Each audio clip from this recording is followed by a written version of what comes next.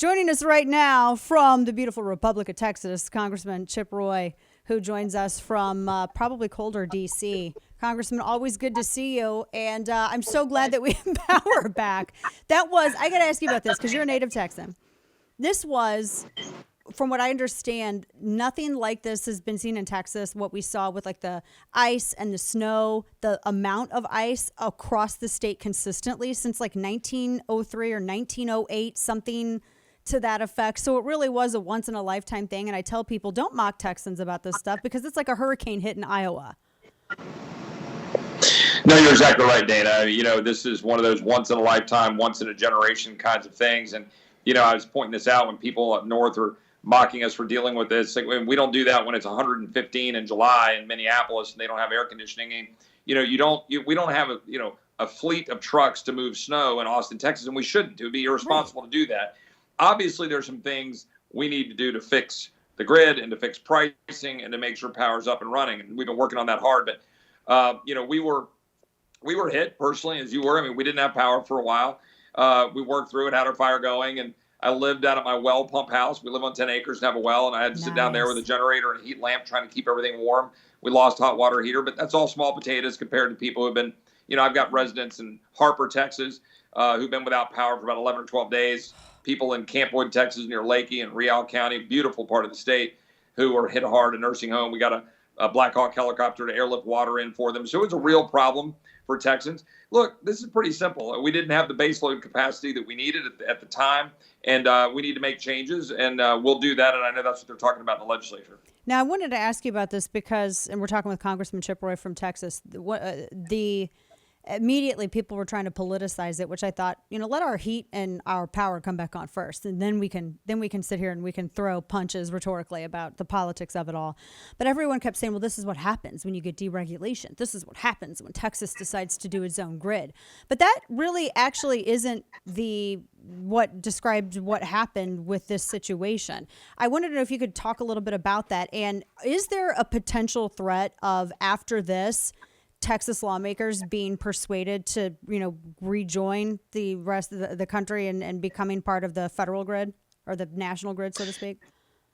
Well, let me start with that and work backwards. Obviously, as a Federalist and as a member of Congress, I'll be doing everything I can to fight any move to have any forcing from, FERC and from national forces to try to force Texas into the national grid. I want to hold Texas independent, and I'll work with the Texas legislature to do that.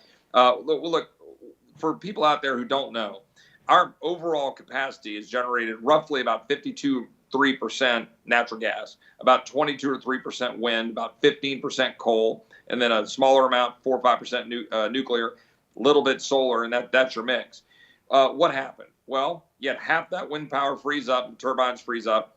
The natural gas at 50% of our overall capacity, it had some issues too, right? Because it wasn't winterized fully. You had some pressure drop off. Had some difficulty moving the gas and get it out of the wellhead and get it to where it needs to go. We normally have a great, strong grid that works great during the heat, works great through the summer. We're able to deal with the load that we need. But when we have policies that move us away from coal and nuclear, which was the base of our capacity generation up until about a decade ago or so, and we moved more to wind and more to gas. Look, I love gas, right? Cheap, clean burning, it's driving CO2 levels down. It makes electricity affordable for Texans. We just need to be mindful of that. Make sure it's winterized properly. Make sure you got plenty of coal and nuclear, which has on-site fuel, and then get our system to where we don't have that happen again. We learn from this and do it, but Texas needs to protect Texas. We don't need Washington to interfere with Texas. Yeah, and that's a good point. I love the diversification of our energy portfolio, so to speak, but Texas being it's kind of it's an odd state, and not every state should be treated the same with regards to that, because you don't have the same amount of sun or the same amount of wind or the same temperatures, right. And some states don't get as cold as others do. But it seems as though the left wants this like universal kind of top-down approach to energy. At least that's what I've been hearing from a lot of leftists. Even some of my friends who are a little bit more moderate, they think that, what works great for one state is going to be good for another if you just do it properly. That's a nonsense statement. Well, no, that's exactly right. I mean, and let's keep in mind, one of the reasons why some places in the Northeast and otherwise were slower to adopt gas is because they're colder, right? I mean, that's part of the issue. We've got a lot of that, and we need to make sure that we're doing what we need to protect the grid. But understand that subsidies and policy had a lot to do with this, right? And I know you've talked about this on the show, that, when you subsidize wind, and basically a wind generating company can rest easy knowing that they're going to be protected, even though you got to have coal, nuclear, and gas make up the gap if it's a windless day or if the turbines don't turn. Like their life is a lot easier. They're getting billions of dollars of subsidies. We need to open this up to make sure that we've got the right competition for the best power sources, but also be mindful as a state on the policies on things like winterization and so forth. What we don't want to do is throw the baby out with the bathwater and take an otherwise strong, resilient, reliable grid when we plan it out through our peak moments in the summer and toss it overboard. So the left wants to use this, right? Rahm Emanuel, never let a crisis go to waste. Mm-hmm. They want to use this as another excuse to insert government. We're dealing with that right now, not to change topics, because you probably want to stay on energy. But right now in the Equality Act, that just came off the floor of the House. This is just bogus bill that will insert, the federal government into all aspects of life and make us bow down to the altar of the, social elites and follow their way of life. We Christians must go cower in the corner and not hold on to our belief. That's what's happening. This is all about power. It's about fences and razor wire. It's about taking over our energy grid. It's about telling you, what you have to do with your kids and how they're taught in schools. This is all a power grab by leftists, and we're going to have to stand up against every aspect of it. Yeah, and I'm glad we're talking with Congressman Chip Roy. You mentioned that the Equality Act, which is really doesn't seem to be entirely about equality when you're disenfranchising women. And ultimately, Joe Biden, the Biden administration has been accused of, quote unquote, erasing women. When I look at this, why is the government defining or getting involved in any of this to define, our speech where it concerns things that what is or is not bigotry or, I'm just trying to figure out where in the world the federal government fits in here. Well, you're asking the exact right question. Literally, I was just down on the floor with my friend Jim Jordan. I'm on the House Judiciary Committee. Going after Chairman Nadler and all the Democrats down there pushing this so-called Equality Act when it's nothing of the sort. It flies right in the face of our founding principles, and you know this well. Here are just a few of the things that the bill would do. The Equality Act would be used to force a universal right to abortion up until birth, force doctors to perform abortions and gender procedures that are against their moral beliefs, force medical professionals to perform surgeries, administer hormone blockers, even if it's against their medical advice, force schools, churches, hospitals, and other institutions to recognize a chosen gender. I could go on and on. Clearly, it would interfere with women's sports and athletics. Here's the bottom line, Dana. Again, it's about power. This is about the tyranny of the left telling us how we're going to run our lives and telling us what to believe. And this is cancel culture. Mm-hmm. This is you will be made to follow our rules, obey our rules, or you will be canceled, you will be fined, you will be punished, you'll be imprisoned, you'll be ostracized. My colleagues in the Congress who voted to object on January 6th, I notably did not. I had a different view of the Constitution on that. But my colleagues who did so are being ostracized by Democrats, by corporate America, simply for engaging in speech and debate. We are canceling people for their beliefs. We are canceling my friend Brian Anderson. You probably have Brian Anderson he's on your tomorrow. Show. And he had his book pulled off of Amazon. And his book called Harry Became Sally. Yeah, and that was a very academically he's not a bomb thrower. It was a very academic approach to the subject, and that's where the other concern comes in. We're talking about the Equality Act here with Congressman Chip Roy, because now it's viewed, whether or not something is viewed as being discriminatory, because obviously there is real discrimination, but it feels like not feels like, that's what they're trying to do. The federal government wants to widen that as an apparatus for control to include anything which challenges any ideology. And as we were just talking about last segment, even questions like Ryan Anderson's book, he's asking some very legitimate questions. Questions are viewed as protest against the prevailing ideology of the ruling party. And so when you're asking questions, it's viewed as, some kind of resistance. And if we can classify, these questions as discrimination or hate speech, we can shut down any and all critical thought or critical discussion about this, no matter how sincerely academic and genuine in spirit it may be. And that's where we are. And I've seen some clips from the debate, Congressman. That's where it's even out on the floor with some of your, contemporaries across the aisle. Yeah, you're absolutely right. And we're having colleagues for simply doing their job and going down and engaging in free speech who are being canceled. This is why I strongly oppose the articles of impeachment against the president, because they were trying to take free speech and language to be used in the legal context of impeachment, which was wrong. And again, as I said, it's about power. But there's another aspect of this, which I didn't mention before. It's about ignoring the consent of the governed, right? That is a fundamentally important part of the Declaration of Independence. And we often, we talk about the sort of life, liberty, and the pursuit of happiness, our lives, our fortunes, our sacred honor.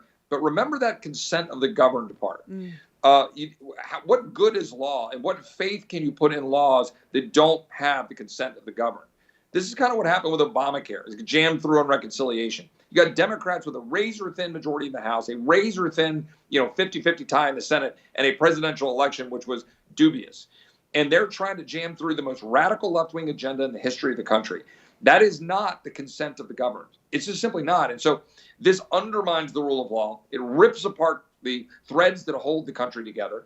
And we need to stand up strongly in opposition to this and remind them they don't get to do this. And we don't have to follow the things that they're saying. If we believe these are unconstitutional, if they fly in the face of our God-given unalienable rights, then they are unlawful and really, frankly, without basis on their merits. Yeah, no. We're talking with Congressman Chip Roy. Last question for you, Congressman. I know you're busy in D.C. today.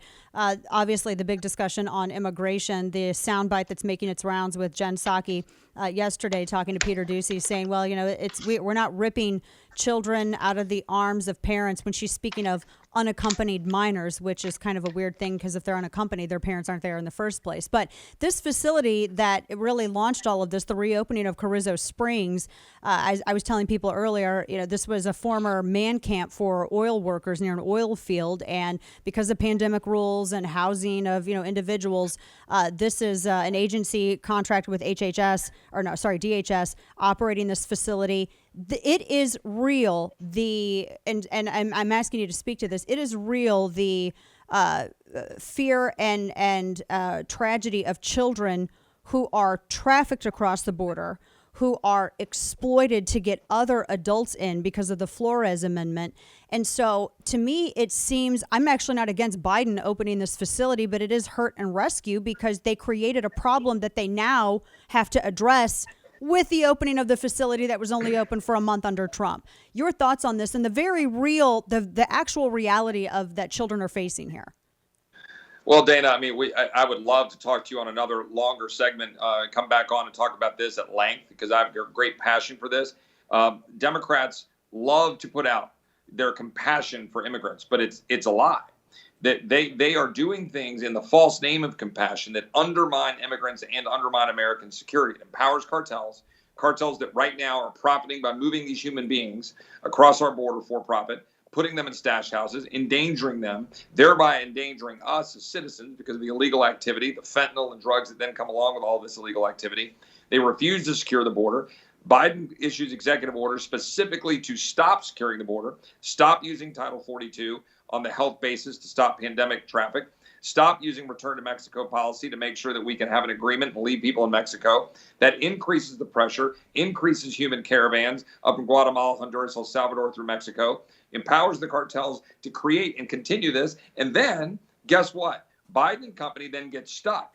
They're getting a little bit hung by their own decisions because they're out there and their radical left are talking about kids in cages when it was Obama-Biden 5 years ago that created these facilities to be able to house people. Now they're going to have to use the facilities because they created the very environment that's causing the pressure of people to come across the border. And now they're getting hung by their left because they're doing what you have to responsibly do, which is try to keep these kids safe and figure out who they're with or unaccompanied and try to protect them while we figure out what the deal is. They create this mess. Now they're having to live in it. And we got to call them out for it and try to keep pushing to secure our border and Flores, as you pointed out, and asylum rules, etc. Yeah, absolutely. That's going to, boy, what a fight that is. And I feel like it's only going to get worse at the border too, as more and more people, if he ever gets his cabinet filled, if they ever, stop messing around in the Senate.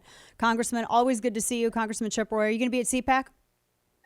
I am. I'll be there on Sunday with a panel with Russ Vought, the president's director of the Office of Management and Budget, talking about spending. I think we're the warm-up act for the president, I think, on Sunday. So I'll be there Sunday. There you go. We'll be watching for sure. I'll be there just Saturday, but good luck on your panel. I know it'll be a very, very interesting and thoughtful discussion. Congressman Chip Roy of Texas, good to see you, my friend. Thank you.